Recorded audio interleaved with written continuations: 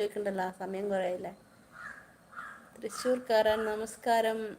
അന്ന് ദേശീയ അന്ന് സബ് ചെയ്തിട്ടില്ല എന്നിട്ട് പോയ ആളല്ലേ, എനിക്ക് മനസ്സിലായി. ഒരാൾ അങ്ങനെ ഇറങ്ങി വന്നിട്ടുണ്ട്. എന്നോടന്ന് പറഞ്ഞതല്ലേ ഞാൻ സബ് ചെയ്തിട്ടില്ലാന്ന്. ഞാൻ ലൈവിൽ വന്നിട്ടില്ലേ?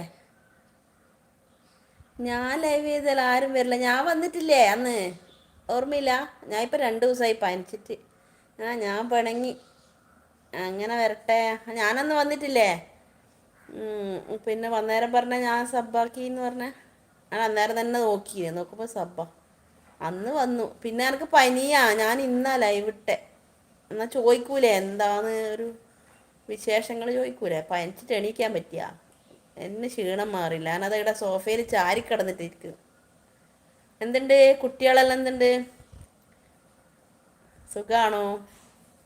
ജോലിക്ക് പോകാൻ തുടങ്ങിയോ? ആരാനും ഒന്ന് മരിച്ചിന്